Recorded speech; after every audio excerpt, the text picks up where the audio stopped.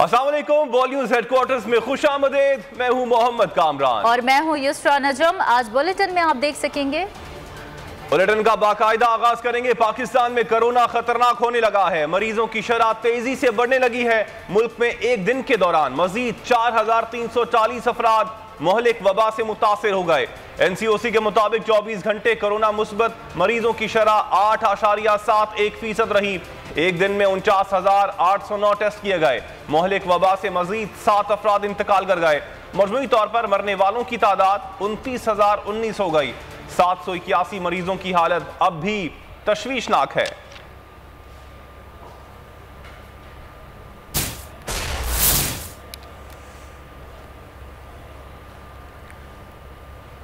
और मुल्क में तेजी से बढ़ते हुए वार, स्कूल्स खुले रहेंगे या फिर तालीम के सफर को एक बार फिर ब्रेक लगेगा। फैसला आज NCOC के इजलास में होगा। इजलास में सूबाई वज़राए तालीम और सेहत शरीक होंगे।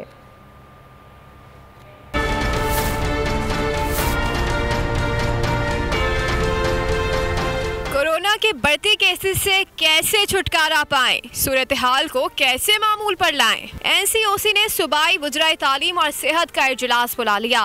तालीमी इदारों, शादी हॉल्स और अवामी इज्तिमात से मुतालिक अहम फैसले किए जाएंगे। इंडोर आउटडोर डाइनिंग और ट्रांसपोर्ट से मुतालिक भी फैसलों का इम्कान है।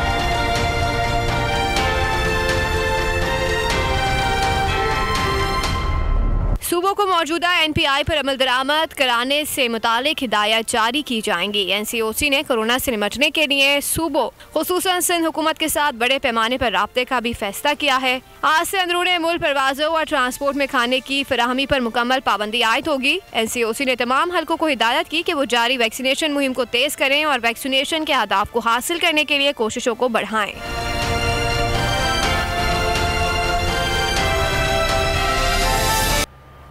कराची में कोरोना के बढ़ते केसेस को रोकने के लिए सिंध हुकूमत का इकदाम। सिंध हुकूमत ने सूबे भर के स्कूल्स में कोरोना टेस्टिंग का फैसला कर लिया है। तमाम DHOs को मरासला जारी कर दिया। हर जिले के स्कूल से 100 सैंपल इकट्ठे किए जाएंगे। केसेस की शरह के पेश नज़र स्कूल्स बंद या खुले रखने का फैसला होगा। कराची में कोरोना के बढ़ते केसेस को रोकने के लिए सिंध हुकूमत का इकदाम। सिंध हुकूमत ने सूबे भर के स्कूल्स में कोरोना टेस्टिंग का फैसला कर लिया। तमाम DHOs को मरासला जारी। हर जिले के स्कूल से 100 सैंपल इकट्ठे किए जाएंगे। केसेस की शरह के पेश पाकिस्तान मुस्लिम लीग नून के रहनुमा है राना अफजाल। बहुत शुक्रिया राना एहसान साहब आपके वक्त का। राना साहब, शेख रशीद साहब की बातें आपने सुनी होंगी, डील या ढील की बातें इससे पहले भी हम देखते रहे हैं। जब डील की बातें इस वक्त शुरू हुई तो अब मंजरनामा कुछ मुख्तलिफ भी है। क्या आप समझते नहीं हैं कि आप लोग जो हैं, जो कि डील से भागते थे, अब जब डील की बातें होती हैं तो खुश होते हैं? बिस्मिल्लाहिर्रहमानिर्रहीम। सबसे पहले तो शेख साहब से पूछना चाहिए कि डील किससे हो रही है, बताएं तो सही। उनको तो पता है मेरे ख्याल से कि डील किससे हो रही है, तो उनको आवाम को वाज़ेह करना चाहिए कि ये डील किससे वो कह रहे हैं। दूसरा, देखिए शेख साहब को हम नहीं लेते।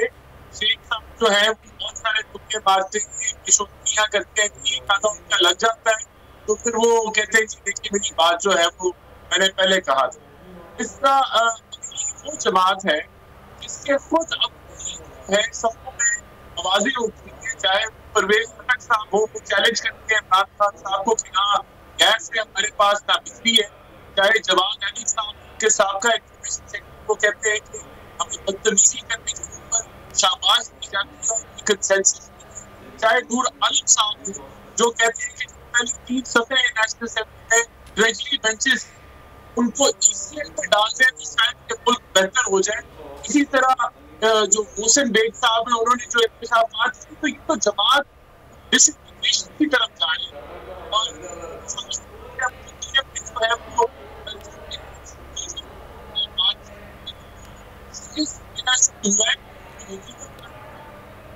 ठीक है राना एहसान साहब, आपकी आवाज़ हम तक सही पहुंच नहीं पा रही है। मुख्तलिफ बयानात का सिलसिला जारी है दोनों जानिब से, चाहे अपोजिशन की बात की जाए या फिर बात की जाए हुकूमती नुमाइंदगान की। दोनों जानिब से यही तासुर दिया जा रहा है कि जैसे वो जो है वो मजबूत हैं।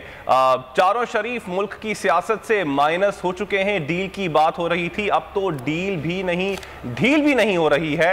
शहबाज शरीफ इमरान खान के लिए डरावना नहीं सुहाना ख्वाब है। वजीर दाखिला शेख रशीद की जानिब से अपोजिशन पर तनकीद करते हुए ये बात कही गई। और दूसरी जानिब लीगी रहनुमा की बात की जाए, एहसन इकबाल की बात की जाए, तो उनका इस बयान पर कहना था कि शेख रशीद के बयानात संजीदा ना लिया करें, इंजॉय किया करें। पाकिस्तान में किसी नए निज़ाम की गुंजाइश नहीं है। अगर नए निज़ाम का तजर्बा किया गया तो इसका हशर 2007 की इमरजेंसी वाला होगा।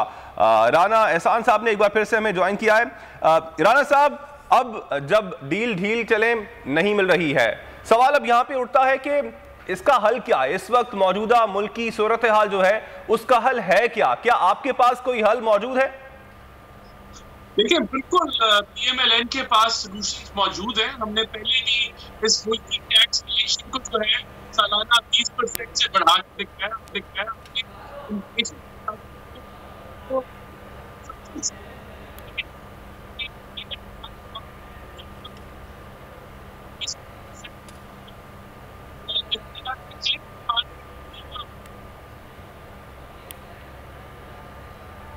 सॉरी, आपकी आवाज़ हम तक सही पहुंच नहीं पा रही है। फवाद चौधरी की बात भी करना चाहेंगे। फवाद चौधरी का भी बयान सामने आया और उनका कहना था कि लीगी क़यादत नवाज शरीफ का पत्ता साफ करना चाहती है और साथ साथ ये भी कहा कि इलेक्शन आने दें, मैदान भी होगा और घोड़ा भी होगा, हम बताएंगे कि इलेक्शन कैसे लड़े जाते हैं।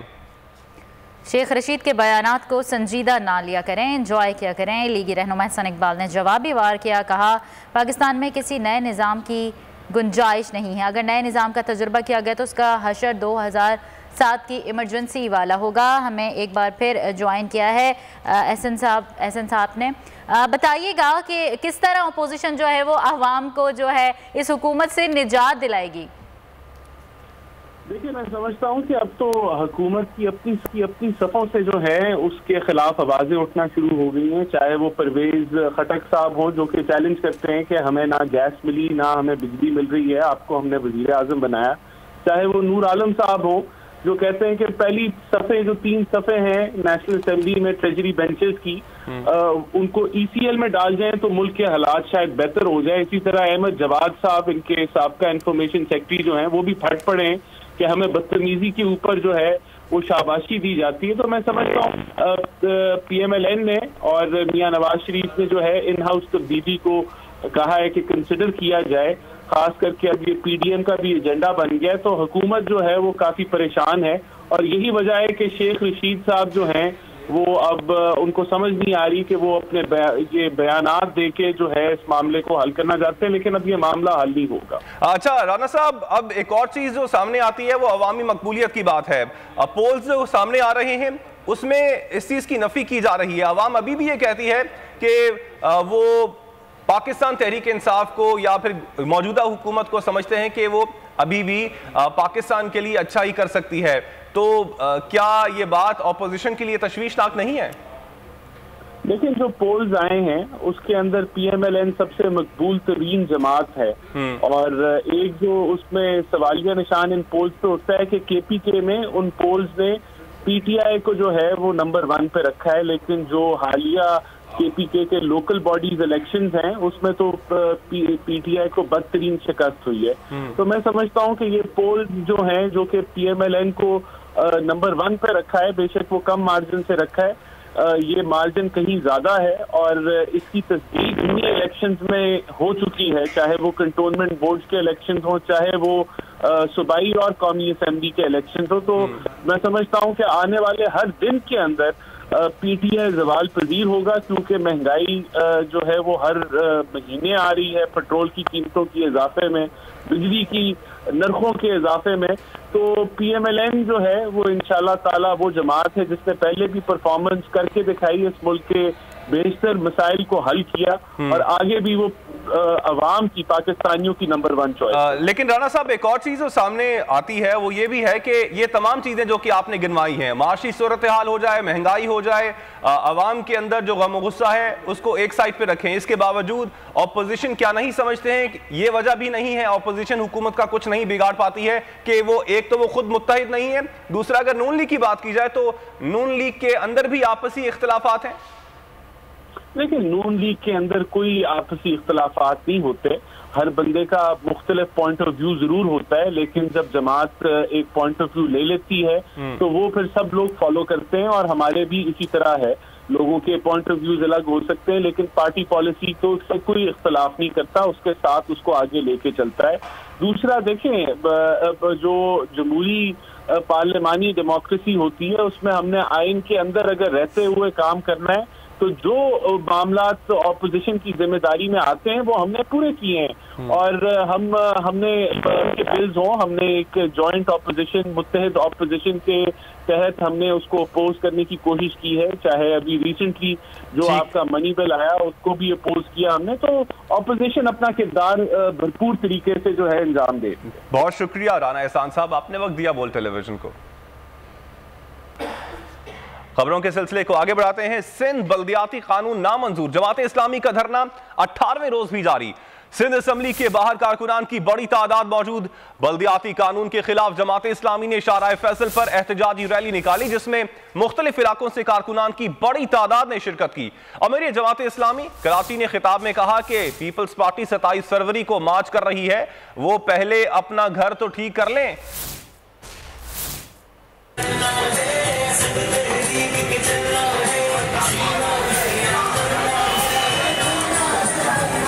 कराची को इख्तियार दो, इंसाफ दो, वसाइल दो। जमात इस्लामी का धरना 18वें रोज में दाखिल। सिंध असम्बली के बाहर कारकुनान बड़ी तादाद में मौजूद। बल्दियाती कानून के खिलाफ जमात इस्लामी ने शाहराह फैसल पर एहतजाजी रैली निकाली जिसमें मुख्तलिफ इलाकों से कारकुनान की बड़ी तादाद ने शिरकत की। शाहराह फैसल पर एक ट्रैक बंद करके मेट्रोपोल पर अलामती धरना भी दिया गया। कारकुनों ने सिंध हुकूमत के खिलाफ नारे लगाए।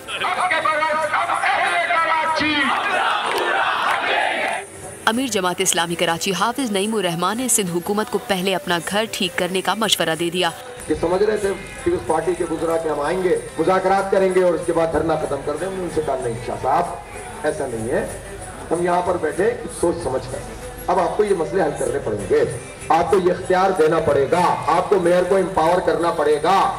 एहतजाजी रैली से खिताब में हाफिज नईमुर रहमान ने कहा कि सिंध के हुक्मरान कराची को अंधी बहरी बल्दिया देना चाहते हैं जहां मेयर के पास इख्तियार न हो। हम बल्दियाती निजाम पर कब्जे को छुड़वा कर रहेंगे। इसलिए हम बाहर निकले हैं कि ये काला कानून है, इसलिए हम बाहर निकले कि हमें हमारा हक दो वो, और फिर क्या है सारे इदारे अपने ही पास रखेंगे, बल्दिया को बाइख्तियार नहीं बनाएंगे। इसलिए हमारी जिद्दोजहद है, आईनी है, कानूनी है, जमहूरी है, लॉजिकल है। यही वजह है कि इन पर दबाव पड़ रहा है। अमीर जमात इस्लामी कराची ने शहर भर में एहतजाज का सिलसिला जारी रखने का ऐलान भी कर दिया। मुल्क में महंगाई और करप्शन की सूरत में आग लगी है। रोने से मसले हल नहीं होते, तमाशाई बनने के बजाय बाहर निकलना होगा। जमात इस्लामी ने महंगाई और मिनी बजट के खिलाफ तहरीक का ऐलान कर दिया। हर तरह के नेमतों से माला माल पाकिस्तान, उसके बावजूद भी पाकिस्तान दुनिया में एक मफरूज कौम बन गई। आज भी वज़ीर आज़म ने ऐलान किया है डीजल और पेट्रोल के और तेल की कीमतों में 3 रुपया इजाफा। एक आग लग गई, क्या करेंगे, कैसा कारोबार चलेगा, कैसा पाकिस्तान चलेगा। PTI ने मईशत का बेड़ा घर कर दिया। यही पुरजे हैं पुराने, कुछ पीपल्स पार्टी के, कुछ मुस्लिम लीग के, NKM के, कुछ परवेज मुशर्रफ के। उनको जोर और जबर और लालच के साथ जोड़कर इन्होंने PTI के नाम पर एक गाड़ी तो बनाई लेकिन अब नहीं चल रही है। हम इस नतीजे पर पहुंचे हैं कि इमरान खान और पाकिस्तान अब साथ साथ नहीं चल सकता। हमें उठना पड़ेगा और अब एहसास करना पड़ेगा। हमें अब तमाशा। सब्सक्राइब करें और बेल दबाएं ताकि कोई खबर रह न जाए।